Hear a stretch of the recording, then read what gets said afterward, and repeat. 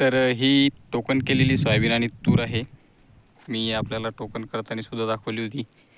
आता मस्तपैकी ताशी लागलेली आहे.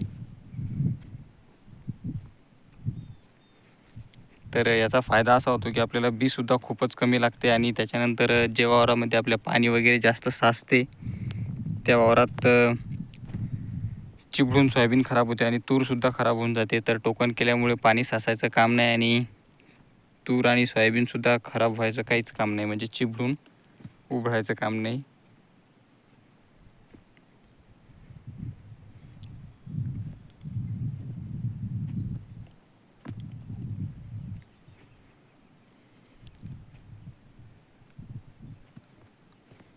तरी आपल्याला जवळपास एकरी 12 ते 13 किलो यामध्ये सोयाबीन लागलेली आहे आणि 2.5 किलो तूर लागलेली आहे. एका एकराला 2.5 किलो.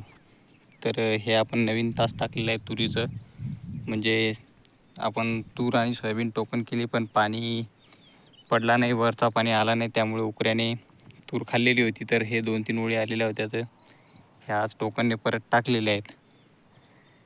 तर बाकी सोयाबीन तुम्हाला कशी काय वाटली कमेंट करून नक्की सांगा. व तुम्ही कोण टोकन करता का करतसुद्धा नाही ते सुद्धा कळवा. तर तसे तर टोकन केलेले मस्त फायदेशीर आहे. हे पाहू शकता तुम्ही, तुम्हाला क्लिअर अंतर दिसून जाते.